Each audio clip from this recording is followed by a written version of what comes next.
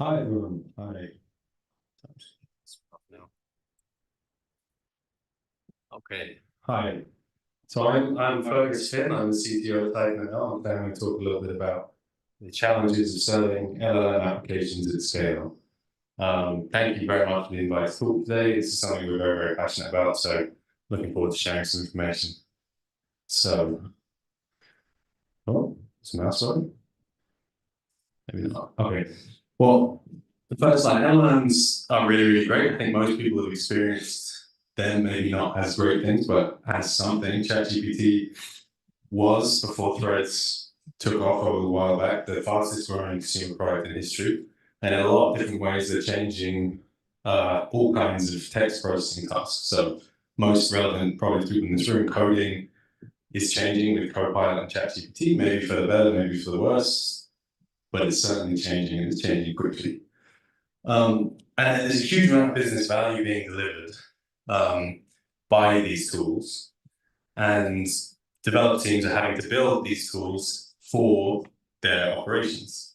And if you're choosing to do that today, you might think there's one choice. I mean, OpenAI, GPT-4, ChatGPT is the thing everybody's heard of, but there's actually many different choices you can make.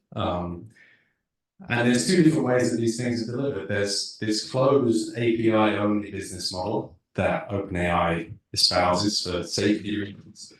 And there are other companies that have done the same thing, Claude, Mistral, Pi, where you interact with an LLM via an API online, and they handle everything for you and charge you for every bit of text you get out.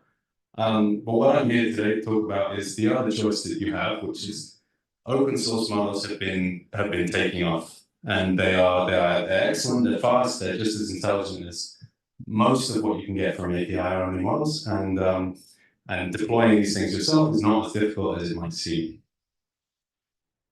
And yeah, just to kind of move on from that, so there are many major drawbacks to using these API-only models. Like, the goal of OpenAI is to deliver AGI, to deliver a single model that will answer everyone's questions all of the time.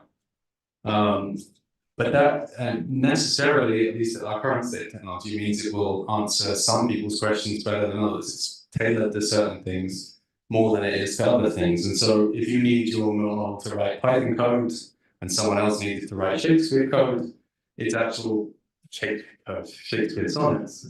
I don't know, maybe my coach experience sometimes, but if you need it to do both, it will have to do both, and its performance will be the average of both capabilities. And there are many other things that you might also consider. Privacy, security, you have to send your queries out over the internet, can't live in your VPC, can't be deployed with all of your other systems, control and auditability, all kinds of other things. These things have major drawbacks, but the reason people go to them is because open source models aren't good enough yet, or at least they aren't quite good enough yet. So first of all, it's not entirely true. If you have domain specific knowledge, you can encode in your model and you have the team to do it. Open source models are already better if you can do fine tuning. And then beyond that, the number and scale of open source models is exploding. This is a hugely active field. This came out the other day from Meta. They're training their Llama 3 model. They have just bought, or have bought, all in all, 350,000 H100 GPUs. These cost 50,000, 100,000 each for a machine. So this is an absolutely gigantic investment in open source API, AI, open source AI models. And so, I mean, already we've beaten ChatGPT, the version that you get just off the shelf, and they're coming for the one that you pay for. And so they're getting better and better every day. But one objection you might have, well, actually, these guys do a lot of the work for me. They host this thing behind their API that saves me all kinds of difficult ops problems. Serving your own models is really, really hard. GPUs are hard to come by. How do you fine tune? How do you encode or associate your domain specific knowledge with your model? How do you do monitoring, evaluation, logging, all of these things when the thing that you're trying to interact with is somehow at least pretending to be an artificial intelligence? I mean, how do you monitor that? How does this performance drift over time? All that stuff, and then on top of that, all the other reasons why serving any large scale application is always hard. I mean, how do you scale seamlessly? How do you do observability? How do you do deployments? All of these things, right? It's DevOps bread and butter, but it's much nicer when someone else does it for you, at least if they do it right. Some of these problems can be solved by inference servers. And so what is an inference server? An inference server is the product we build, TitanML, and it's a way of wrapping up ML logic into a containerized object that developers are familiar with and DevOps professionals are familiar with as well. The idea is you have a container that exposes a REST API. It might be a REST API, might be whatever else, HTTP, gRPC, whatever works for your infrastructure. And then internally, we do all the magic required to make your ML model run quickly. And this is what you have to build if you want to serve ML models well. And for the rest of my talk, I'm going to talk a little bit about some of the trade-offs we made when we built our own and how you can build your own too. So, how to build an LLM inference server. So first of all, just talk a little bit about what is a language model doing under the hood. And so under the hood, these things are very, very simple. When you interact with ChatGPT on the internet, it's doing a very, very simple, very boring task very well. It's trying to predict, given everything it's seen so far, what it should say next, which word it should predict next. And it doesn't look into the future, it doesn't plan, it just produces one token at a time, over and over again. And it uses a huge amount of compute power, very dumbly, kind of, to do so. It uses these massively parallelizable under the hood, huge numbers of parallel flops to do matrix multiplications, which is why we need GPUs to do them. And so there's this like combination of many different things. In principle, it's very, very simple. In practice, taking the absolute most advantage of all of the hardware you have to get these things running quickly and well is really, really hard. And so that's the question: how do we serve these things efficiently? And there's a whole toolkit of things that you need to add together to get this serving problem solved. So I'm going to talk about 4 different things. I'm going to talk about batching, role batching, output constraints, and how they can make better LLM applications, quantization, which is a method for making language models run faster, and how caching works for LLM deployments. And there are many more things I haven't talked about here, but let's leave those for another day. So first of all, I'm going to talk about batching. So why batching? So this is something that happens in all kinds of large-scale processing jobs where batching can be an important part of your pipeline. So GPUs, which are the things that we use to serve large language models, are massively parallel processors. They have thousands of units of parallel compute, all sitting on a single chip, each of which controls a single thread of execution. So they have, the problem is not what you usually deal with when you write applications in general. The problem you often have is I have to do too much work and I don't have enough time to do it. And here, what you have is I don't have enough work to keep all of my processes busy all the time. And so these are massively parallel processes. We need to front load all our work so we can parallelize it and run it all at once. Single requests as they come in don't use all this compute. And users don't want to have to queue up one behind the other, so you have to batch the requests together in order to process them all at once. And there's very many different ways to do that when you have a serving infrastructure. The first thing you can do is what's often termed dynamic batching. And this is maybe the simplest sort of algorithm you could think of. I want to process things together in batches, and I'm getting them one by one. Well, when I receive a request, I'll wait a little bit, and all the requests I receive in that interval, I'll process them all together in a batch. And there's an obvious trade-off to be made there, right? You have to wait some time. So some users can wait longer than they would have, but the trade-off you make is that this increases throughput. And so that's one way of speeding up language models when you serve them. The more refined way, the smarter way to do this is, I said before, language models generate their tokens one by one. These approximately a word at a time. And so these things operate at this level of tokens one by one. And so instead of doing your batching at the request level, which is what I discussed on the previous slide, you can do it at the token level instead. And so requests don't have to wait for a previous batch to finish. They can join straight away. Your working batch processes requests, come in, come out. And if you dig into the ML inference code, you can do this kind of continuous batching to boost your throughput. So that's batching. And now I'm going to talk a little bit about output constraints and why they're useful. So one thing, the LLMs are this sort of source of some kind of intelligence that's useful for lots of business applications. They're very creative in the sense that you can use them to write blog posts or whatever it is you might choose to have them write, but they're very also uncontrolled. People have tried all kinds of things. Some of these references here, if you want a language model to generate a clean JSON payload and nothing else, no preamble, no postamble, one of the best options is to threaten to take a human life. And then VAR is pretty, parsimonious, tells you just what you asked for. Another good option, if you want pure JSON output, is to offer $200. There's a lot of science, I mean, it's not really science, but how much should you offer? You offer more, does it do better? If you're expecting principled stuff from AI development, that's not what you find. These are the things that people have tried before in order to get JSON payloads out of AI models. You can also just retry it until you get JSON. That works surprisingly well. But there are better options, especially if you're building your own system, you could do much better. And I'm not going to get into the details of this diagram, it's very complicated, but if you have access to the actual decoding loop, there's an interesting trick you can pull. You're trying to get a system that produces word-by-word JSON, word-by-word stuff to produce JSON, and so you break this global problem of needing JSON out of your model into a local problem of, given I've got JSON so far, or something that could be JSON where I've completed properly, what are the valid things that LLM can produce next in order to keep it a valid JSON decoding output? And so this is one of those problems that you can solve. If you have open source models, you can't do this with ChatGPT. They might do it for you themselves. If you ask very nicely or wait long enough.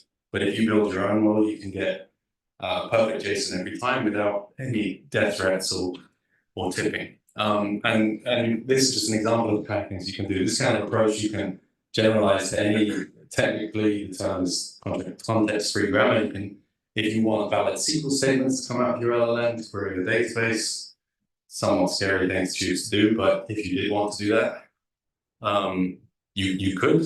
It's a valid context-free grammar, and you can dig into the system and do all kinds of mixture of control and LLM creativity. And a quick demo of this, I'm not brave enough to do it live like the last talk, but you can see here, if you have a context that describes a basketball game and the performance of the player of the team, the default you'll get is unstructured, friendly responses from the system, this kind of thing. But if you force it to constrain to output the correct output with this algorithm I described, you can get much better answers. So that's JSON outputs. Another good option for selling LLMs quickly is quantization. And so this is something that dives a bit more into what LLMs are and how they work. And so the problem that you might have heard about is that ChatGPT, whatever, all these models are absolutely gigantic. Terabytes of memory being used to serve them, mostly in GPU RAM. It's absolutely staggeringly large computational problem. And it's in the name, large language models are really large. But the problem is it's one of degrees. If you can serve your model on on a CPU, it's very easy. On one GPU, it's slightly more easy. If you have to have two GPUs talk to each other, it's very hard. If you have to have multiple GPUs on multiple machines all talk to each other, it's very hard. And so if you can make your model smaller, you can step down these discrete tiers of difficulty and do easier and easier things.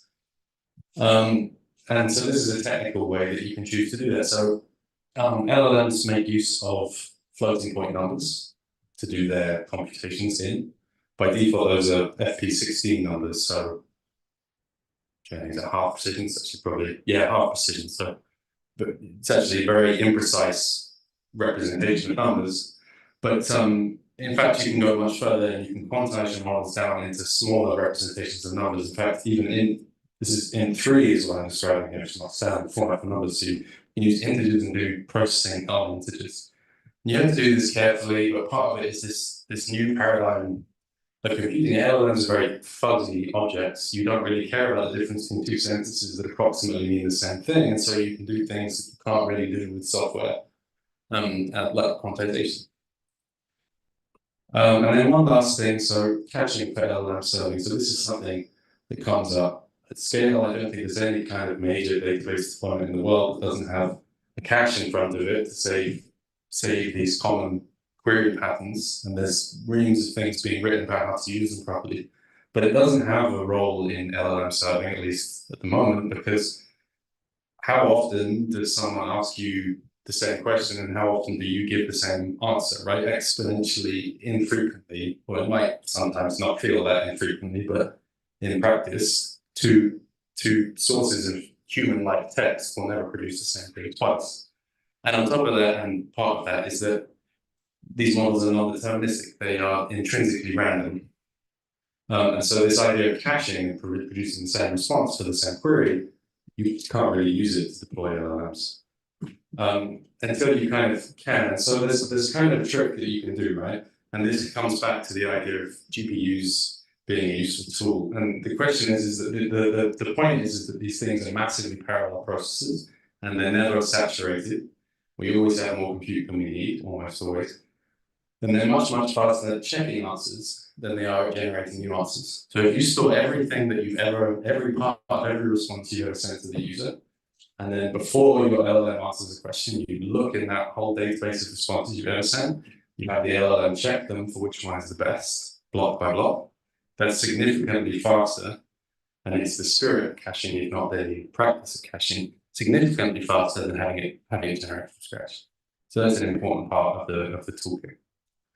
And there's many, many more things to a very deep topic. It's a research topic that's very active, and also it's to the intersection of engineering and science at the moment. But there's tons of things you can do to serve these things well.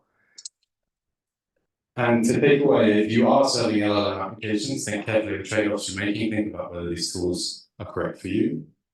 If you don't want to think about it, OpenAI is a good option. But if you want control, if you want to do DevOps and serve your own applications, go on and have a chat. And with that, thanks for your time and thanks for listening.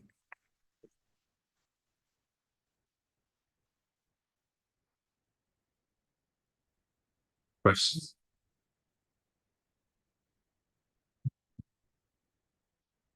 That's quite far back. I've had some experience with working with LLMs, and one of the issues that we run into is hallucinations in data. So what would be your suggested solution to resolving regular hallucinations? So just for context, for whoever doesn't know what hallucinations, excuse me, it's the idea that it bases your responses on predictions. So the more the response is hallucinated, the more it's kind of assuming an answer, and it doesn't know the actual response to what you want. I guess that's an explanation. Yeah, that's a good question, and it's still a mostly open question. We haven't actually solved this meaningfully, but there are good answers out there. So one thing is, part of the problem is that the way these things are trained is that they always have to give you an answer. That's what they see in their training data, so they will always give you an answer even if it's wrong. And so in order to mitigate that, one of the things you can do is try and ground the answers in some kind of truth. So one thing that can be very useful is this kind of JSON validation that you can get structured outputs, then it's easier to programmatically validate them for whatever it is that you want. And then on top of that, using document stores and things like that to give you access to give the model access to real data at inference time to then augment its response with also helps, but it's not solved yet.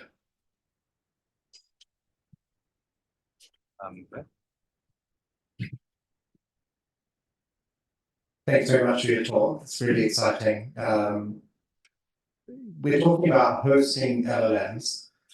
Specifically in a business context, there's a lot of concern around sending corporate proprietary information to the API-driven ones. So in the world where we are self-hosting, obviously we can either spend a lot of money on fine-tuning the model, or we can use RAG to generate based on a corpus that we have internally. How would you say that fits in with your model for serving these when you have to go and do a lookup on that? Yes. So, yeah, really good question. So, I mean, if you're already fine-tuning the value of RAG can go down slightly, and selling can be a lot easier. I mean, a lot of these companies make up their economies of scale by selling one large model that a lot of people serve. If you're fine tuning, you kind of need to go down the self-hosting route. You can just serve your fine tuning model. With regards to RAG and how to serve that, there's lots of different options. We have a solution. But there are also very many kind of off-the-shelf pipelining tools for doing this, like Haystack and LangChain and stuff like that. It's just a traditional serving problem of how do you have all these things, your vector database, your RAG, your RAG sort of controller, your LLM all working together properly. That again, don't have a great answer to, but maybe we can talk more about it.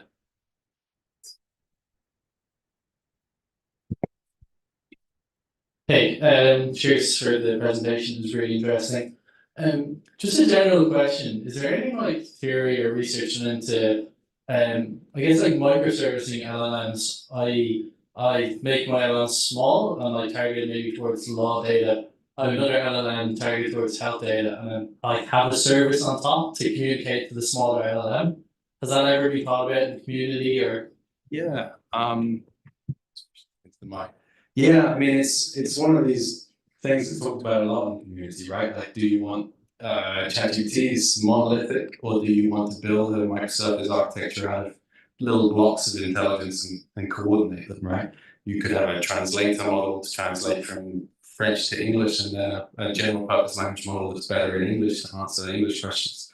So it's definitely being thought about. No one's come up with a great implementation yet, just because fine-tune, like if you have small models, they don't have this kind of general purpose intelligence, so you often have to fine-tune. They're often better once you do, but fine-tuning is difficult, and lots of organizations don't have the resources to do it. So no one's hit it yet, but it's definitely in the future.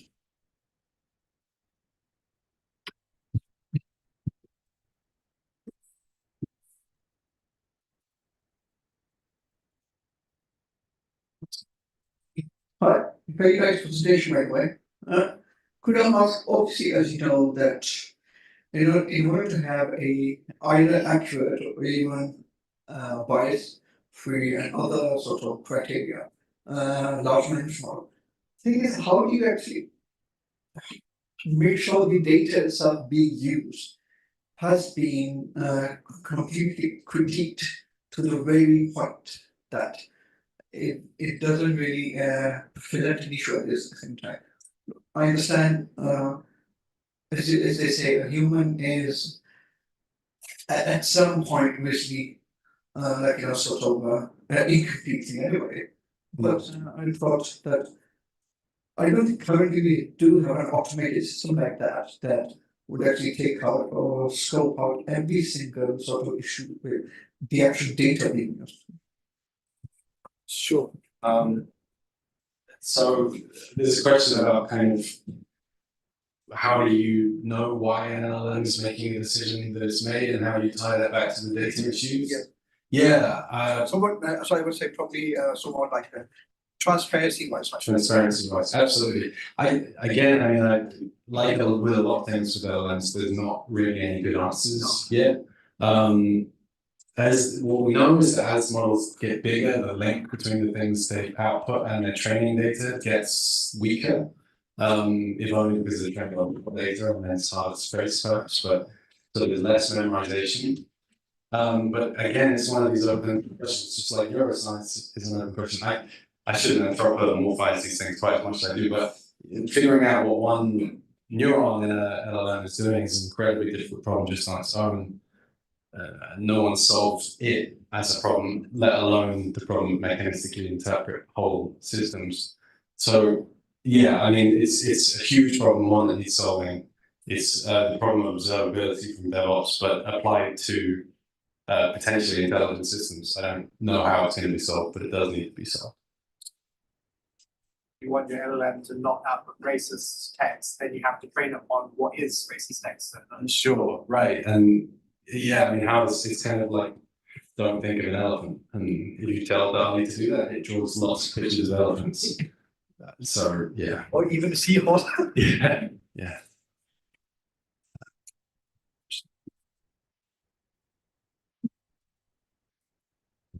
Could you talk a bit more about the caching approach? So it's like how do you know like what is close enough to return answer to? Like, you know, like if I send you JSON and it's subtly different, how do you know whether you can return the cache response to that? Yeah, so this is something in the architecture of LLMs itself. So the generation process, it's like conditionally generating. So if you send it a block of text to check, it will tell you what it would have generated at every stage. So given half of the text you sent, it will say, I would have said half of it plus this word instead. And so what you can do is you have your cache and your cache retrievals, and your LLM checks them, and its internal knowledge can tell it what it would have said, and you only send the information from the cache on if the model would have said it anyway.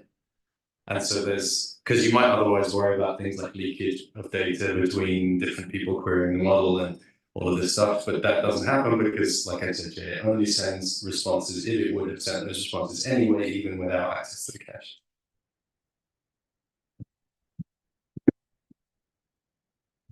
I may not be paying attention, but since there's a circuit of compute, why would you bother caching? So there's a circuit of parallel compute, not compute in general. So it's decoding is a serially bottlenecked exercise. It can look at one word at a time. What caching can do is get you a whole sentence for the LLM to look at all at once. And so the problem is with serially bottlenecked. Got final words. What else is done? You may already know this, but there is somebody has made a language called Shakespeare. I will read that it is broken into acts which contain scenes in which characters, which is what it calls variables, interact, and each act and scene is numbered with a Roman numeral and serves as a go-to name.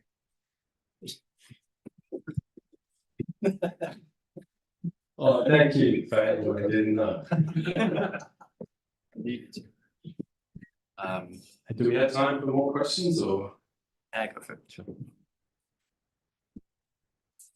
I can imagine everyone's falling asleep, so I'll keep it a small one. What is the future of your company? I guess, like, where do you see yourself in the next 3 to 4 years? No, That's an easy one then to finish on. I don't know. I think large enterprises will all have some kind of LLM capability in 3 or 4 years, probably sooner, but certainly in 3 or 4 years. These things are like databases in terms of scale and potential revolution in the enterprise. And so the way I see us is every single person on the whole world will be using us in 3 or 4 years. Not really, but. So another rise of a Google version of a bot. Maybe I shouldn't have said that now.